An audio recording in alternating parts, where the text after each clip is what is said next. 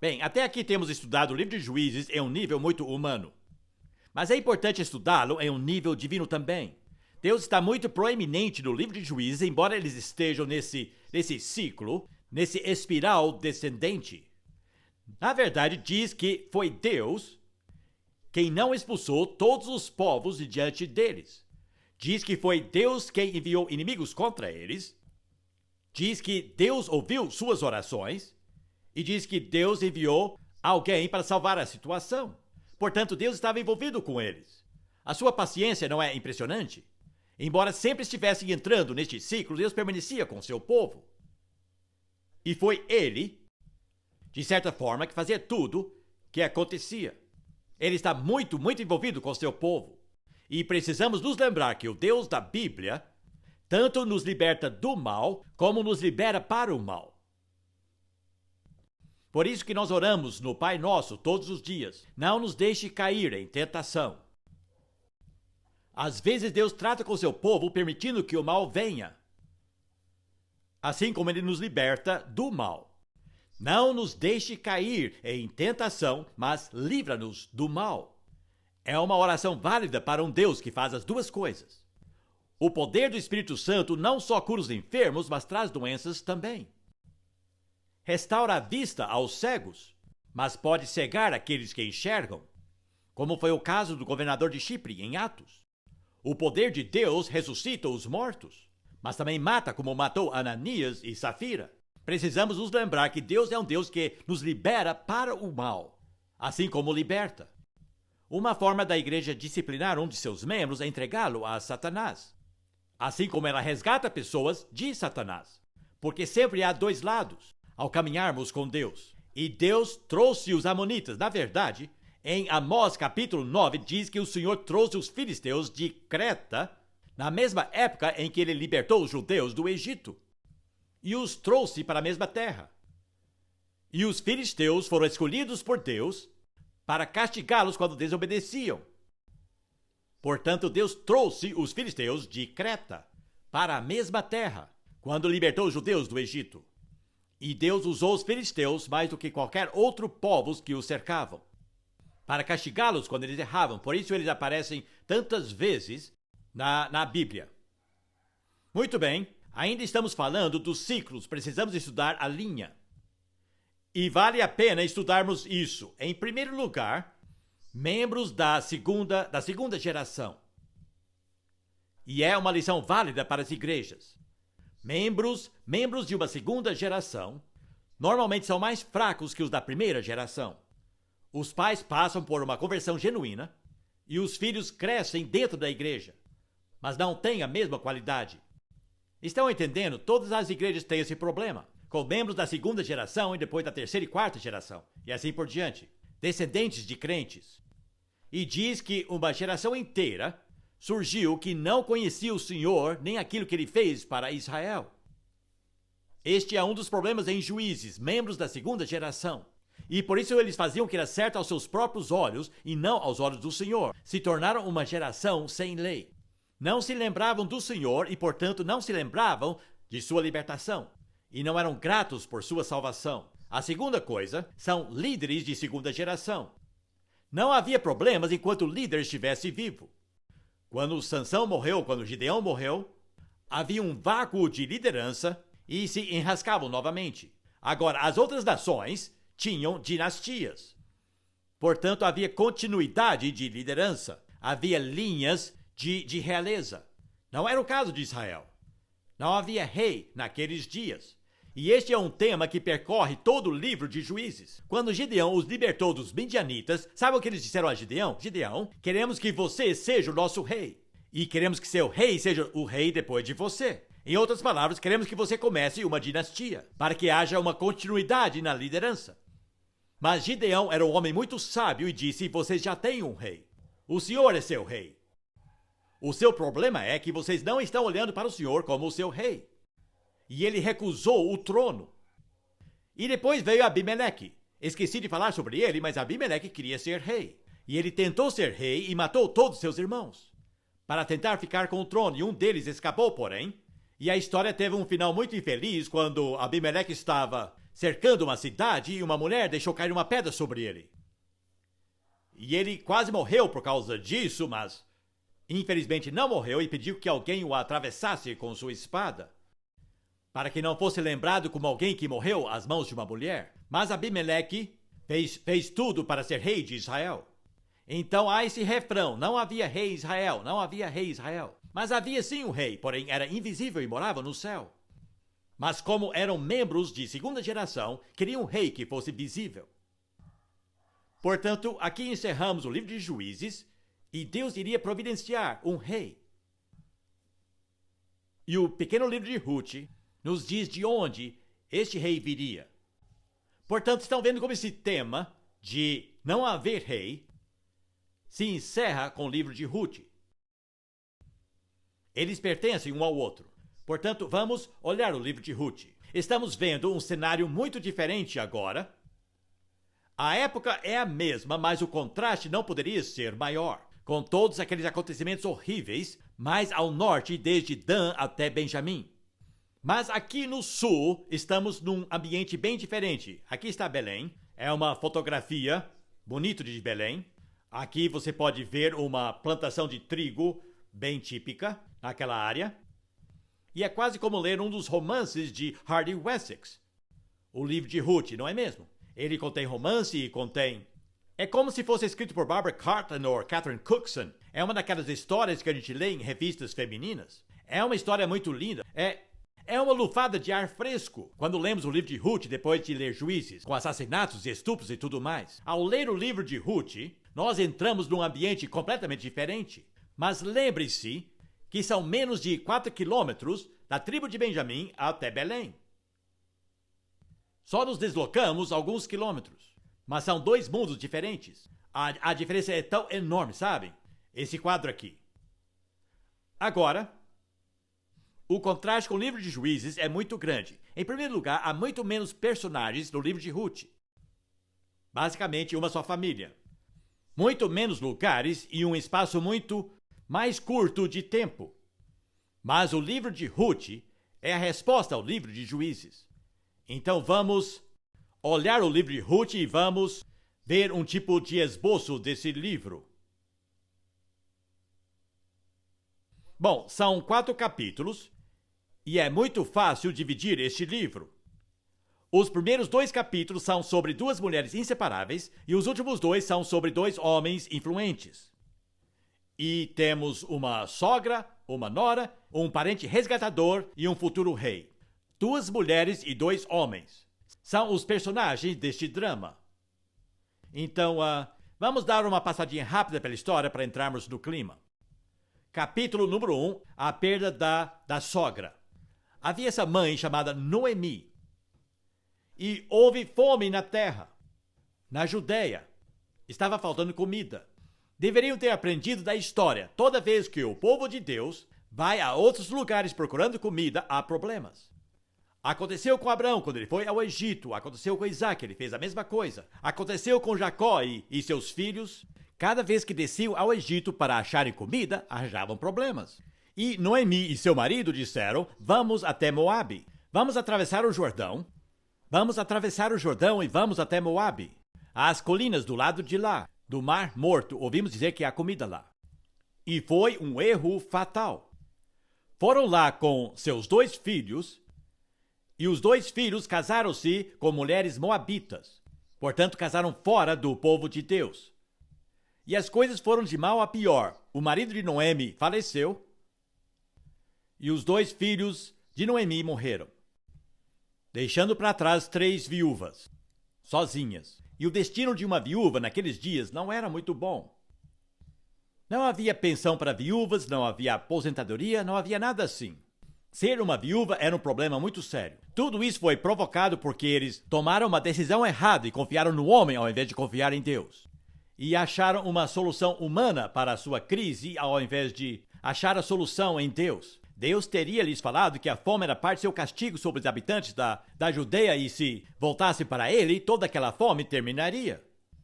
Mas não buscaram em Deus essa resposta. E Noemi se tornou muito amarga. A palavra Noemi, na verdade, significa prazer. Mas quando ela voltou, era praticamente irreconhecível. para os seus próprios parentes. Ela disse: me chamem de Mara. Não quero que me chamem mais de Noemi, que significa prazer. Mara significa amargura. Quando ela voltou, ela era muito amarga. E ao sair de Moabe, as suas 2 noras quiseram vir com ela, mas ela disse não.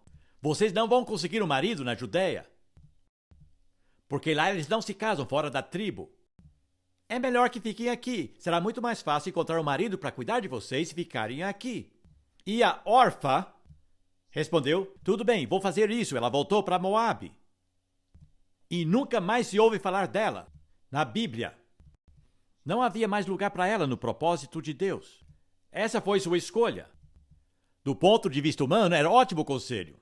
E então ela fez sua escolha e nunca mais apareceu. Ruth também fez uma escolha. E seu nome entrou para a história como uma ancestral do nosso Senhor Jesus Cristo. Veja quão importantes são as escolhas.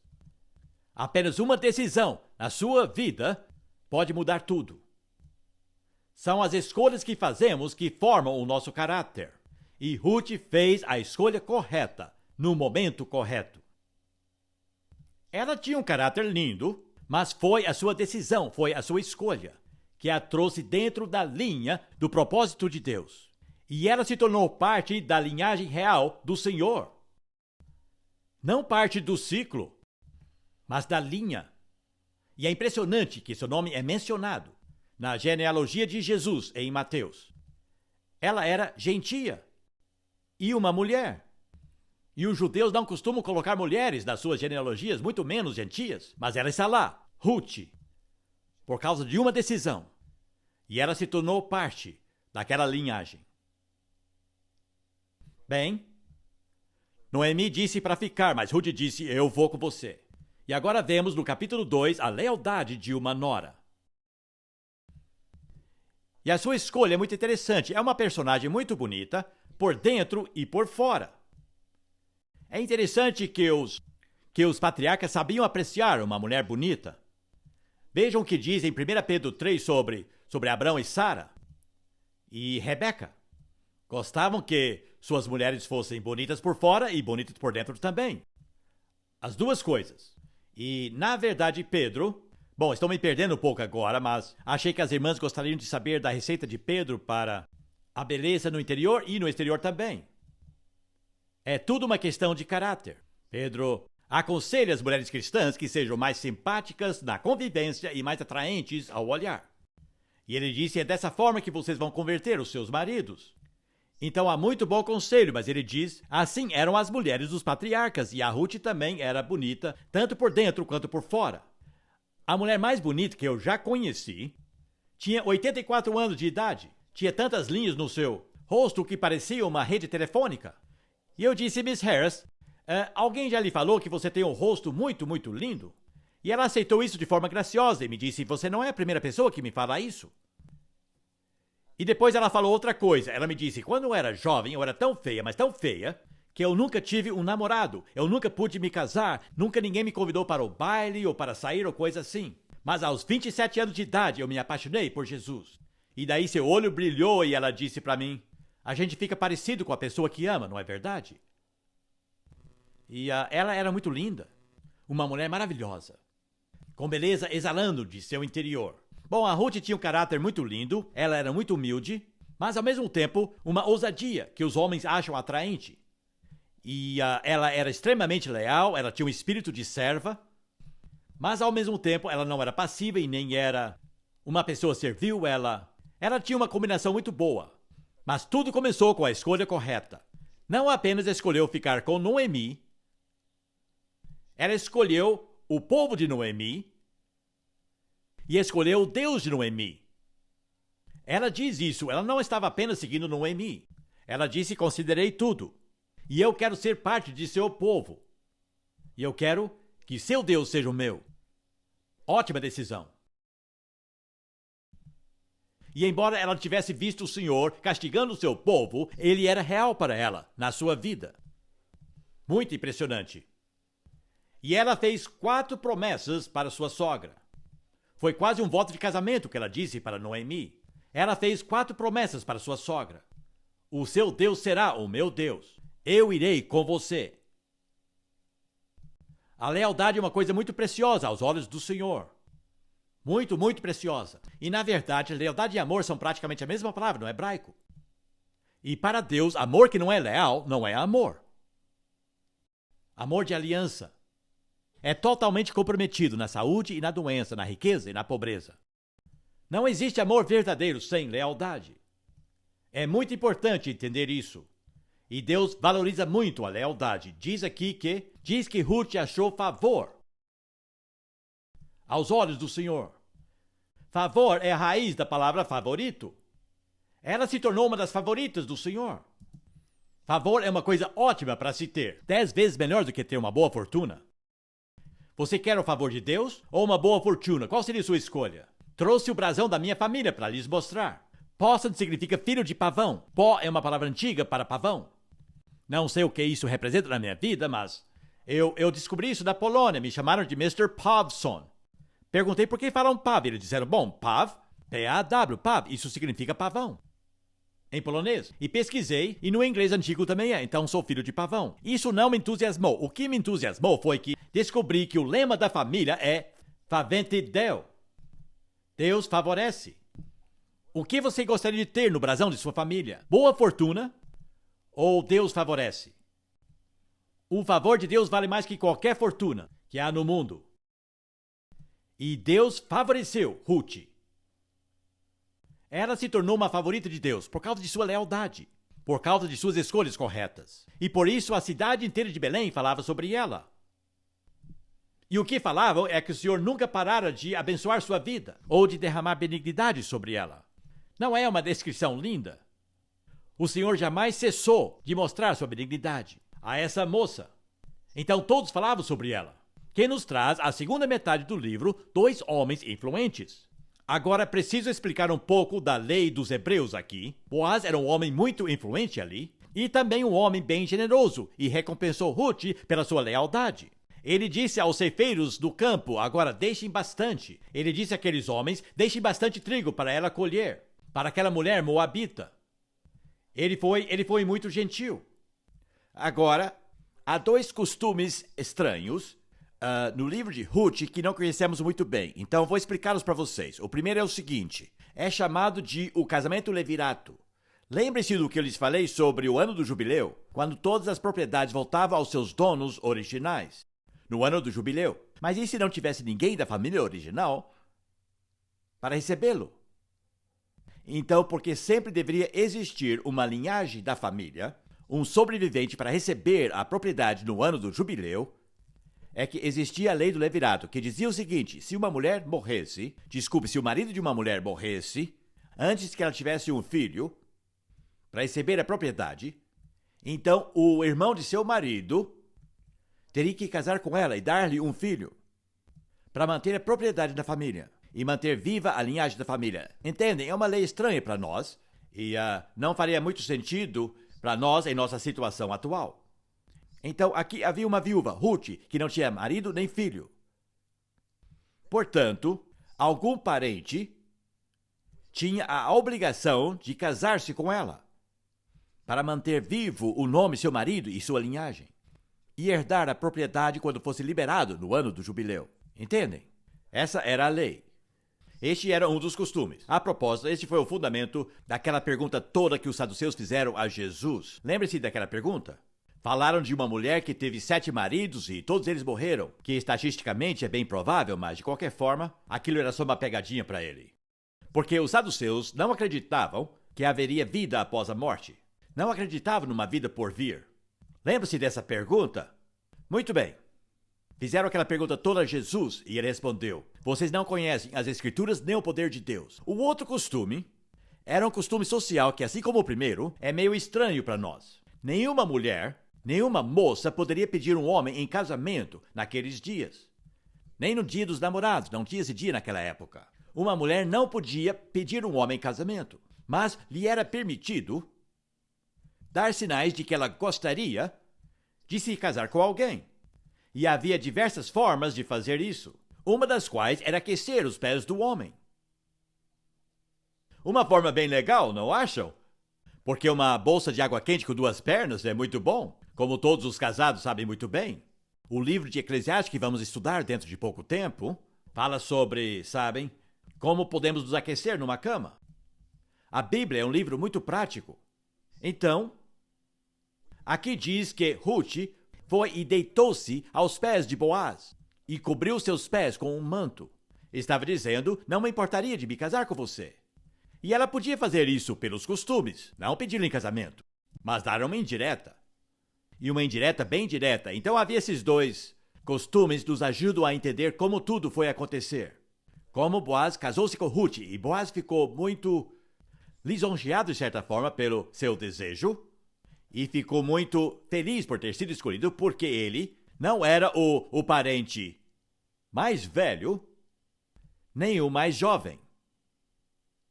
Ele era muito mais velho que Ruth, portanto ele ficou lisonjeado que ela o escolheu e não o seu irmão mais jovem. Mas era seu irmão mais velho que tecnicamente deveria cumprir aquela obrigação legal. E disse, se meu irmão mais velho concordar com isso, adoraria casar-me com você. Então foi conversar com os juízes lá no portão e resolveram tudo. Seu irmão mais velho disse, pode ficar com ela. E tirou sua sandália e deu para Boaz. Era um outro costume social que eles usavam, assim como nós cuspimos as mãos e damos aperto de mão. Estamos selando o negócio. Então conversaram sobre tudo e ficou tudo acertado. Muito bem. O que Deus estava fazendo com tudo isso? Sabe, temos estudado como um romance humano é uma história de amor muito linda. Sabe, dá para curtir bastante um romance de amor tão bonito. Mas Deus tinha um propósito atrás de tudo isso. Qual era esse propósito? Bom, na verdade, ele estava preparando uma linhagem real de um futuro rei para Israel. Este era seu propósito. E a escolha certa de Ruth, na verdade, se tornou parte do propósito do Senhor Deus.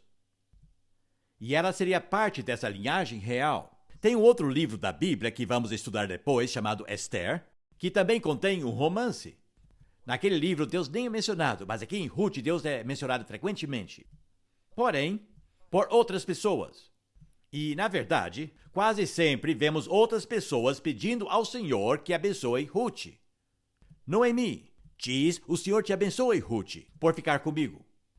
Boaz disse, o Senhor te abençoe, Ruth, por ter escolhido a mim e nenhum dos meus irmãos. Todo mundo diz para Ruth, o Senhor te abençoe, o Senhor te abençoe, o Senhor te abençoe. E estavam sendo sinceros. E usavam o nome de Deus, Yahvé. Sabe, toda vez que você vê a palavra Senhor em letras maiúsculas no Antigo Testamento, significa que no hebraico é Yahvé. E infelizmente essa palavra não significa muito para nós, então nas nossas Bíblias simplesmente colocaram a palavra Senhor em letras maiúsculas. Se não estiver em letras maiúsculas, é simplesmente uma tradução da palavra em hebraico Adonai. Mas se estiver em letras maiúsculas, sabemos que ali está o nome de Deus. Deus tem um nome. E alguns anos atrás estava orando e eu disse, Senhor, eu adoraria chamá-lo pelo seu nome, mas eu não gosto de Yahvé. Esse nome não me toca. Eu queria um equivalente na minha língua. Uma palavra que me desse o sentimento de seu nome. E imediatamente, na minha mente, uma palavra, a palavra sempre.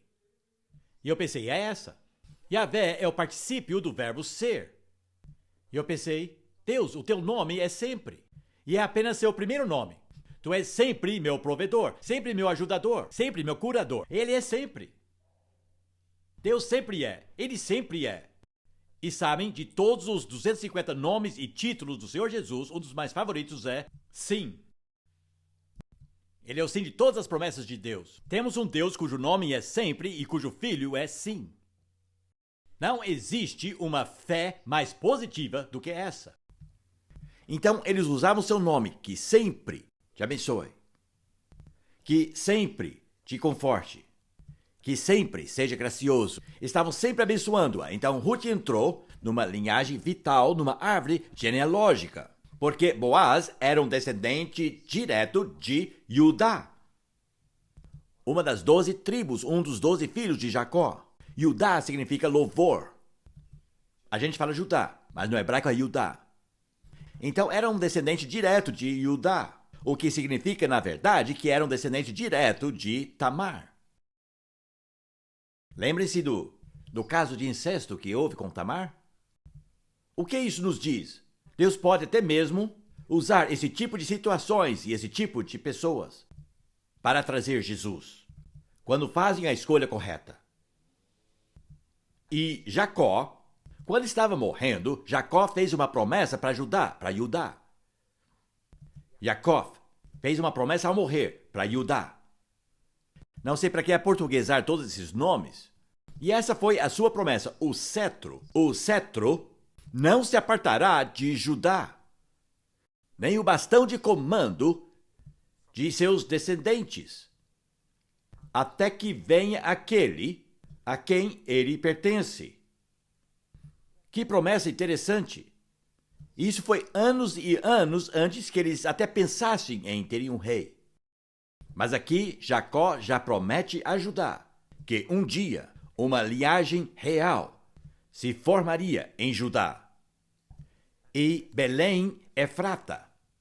O que significa Belém? Significa casa de pão no hebraico. A casa de pão, um lugar onde crescia trigo. Betlehem seria a capital.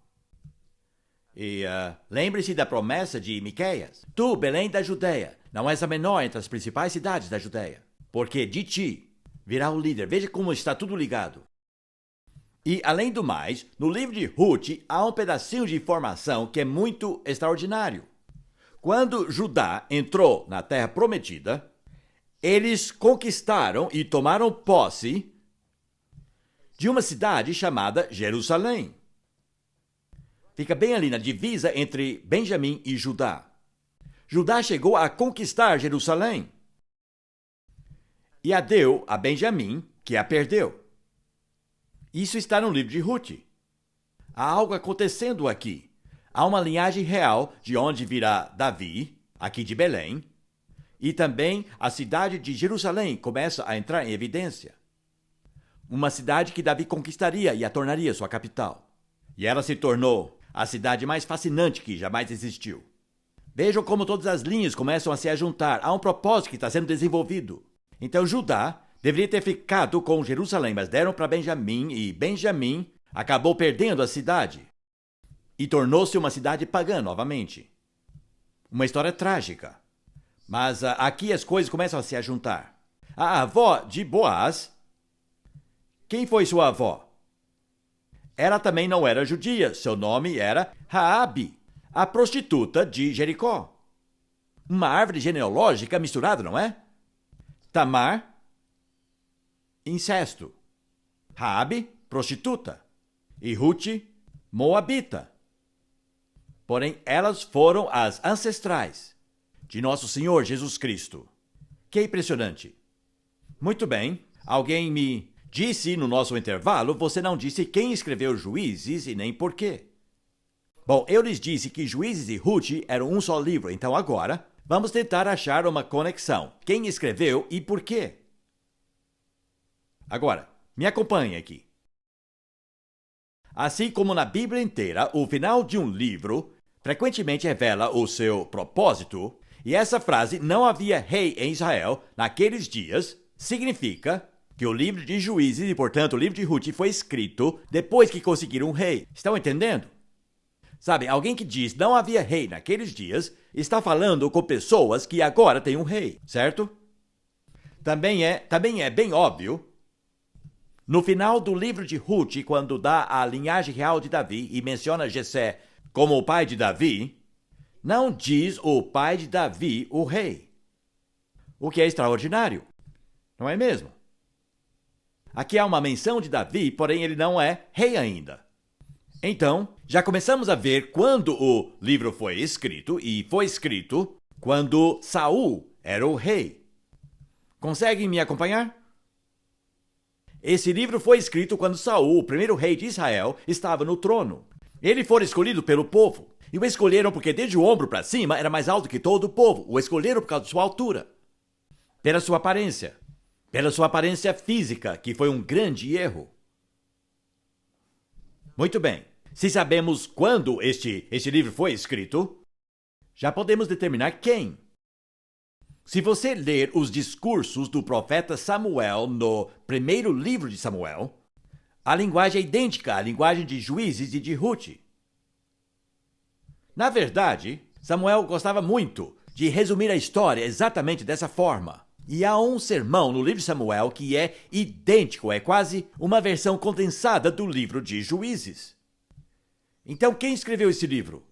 O profeta Samuel. Ele é o autor do livro de Juízes e de Ruth, um só livro.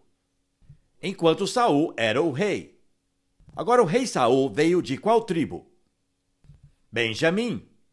Sabe que mensagem esse livro está nos transmitindo? De Benjamim não vem nada que presta. A esperança está em Belém. Em outras palavras, Samuel escreveu tudo isso para preparar o povo para mudar de Saul para Davi. Porque secretamente Samuel já ungira Davi como rei. E sabia que seria o próximo rei. Como posso preparar o povo para aceitar Davi como seu rei, ao invés da linhagem de Saul? E ele acabou criando um ótimo trabalho de marketing. Ele disse, olha o tipo de sangue que corre nas veias dos benjamitas. Eles são as sementes. Vejam só, vejam o que aconteceu, eles são os piores. Mas veja essa família maravilhosa em Belém. Vejam essa família maravilhosa. Estão vendo? Uma obra literária brilhante. Então eu creio que Samuel escreveu esse livro duplo, para mudar a cabeça do povo e deixar a tribo de Benjamim em favor da tribo de Judá. E prepará-los para essa pessoa que só é mencionado na última frase e só menciona o seu nome. Jessé foi o pai de Davi. Sabe? Mas Samuel sabia que ele era o rei apontado por Deus e que mudaria toda aquela situação. Bom, essa é a minha teoria. Mas creio que é uma teoria muito forte, especialmente quando ele fala sobre a cidade de Jerusalém que Benjamim perdeu e que Judá tinha conquistado e que depois Judá conseguiria pegar de volta quando Davi se tornasse o rei. Em outras palavras, Deus planeja a longo prazo. E vemos mais dos planos de Deus no filho de Davi, que nós chamamos de Jesus, de Belém Efrata, nascido em Belém. Você já conhece a história. Ele nasceu no lugar exatamente correto. Mas, porém, o próprio Jesus chama Jerusalém a cidade do grande rei. Muito bem, agora quero encerrar. Como que um cristão faz uso desse livro de Juízes e de Ruth? Se toda a Escritura tem o poder de nos tornar sábios para a salvação, e devemos examinar as Escrituras porque testemunham de Cristo, o que recebemos de Juízes e Ruth? Primeiro, de Juízes. Cristãos individuais realmente têm muito a aprender destes personagens do livro de Juízes.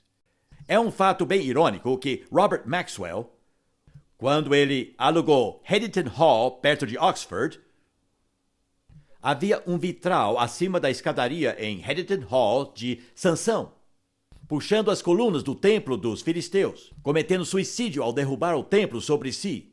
Depois, quando Robert Maxwell construiu um chateau para sua esposa na França, ele encomendou um vitral exatamente igual para ser colocado no chateau da França. Mas com uma diferença, o rosto teria que ser o rosto de Robert Maxwell. O homem que cometeu suicídio ao derrubar o templo sobre a sua própria cabeça. Não é fascinante?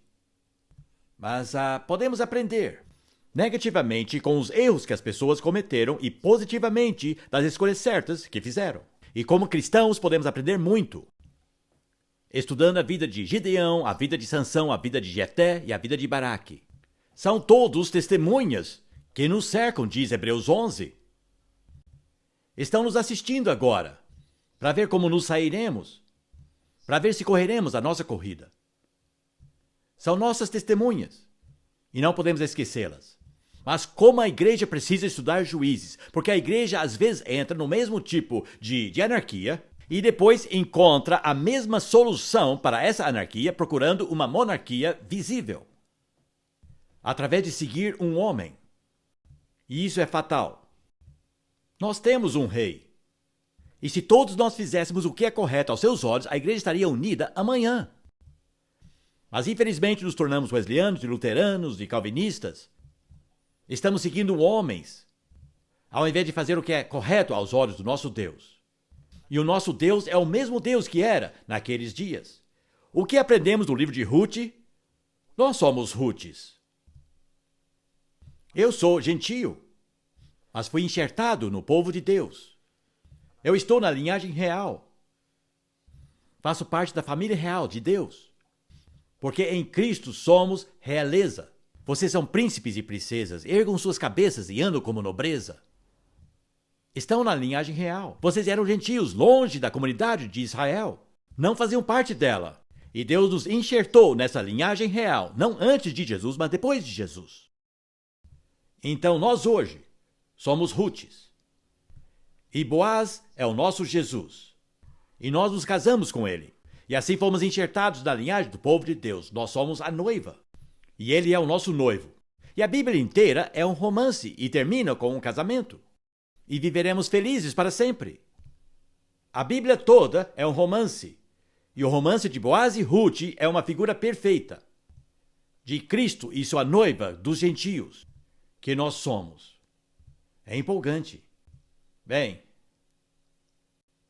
domingo é o dia dos namorados. Mas não há romance como o da Bíblia. Nem de longe, é uma história de amor, do começo ao fim. E o livro de Juízes e o livro de Ruth compensam em muito serem estudados. Compensa muito estudados. Muito bem, então é isso aí. Vimos Juízes e Ruth.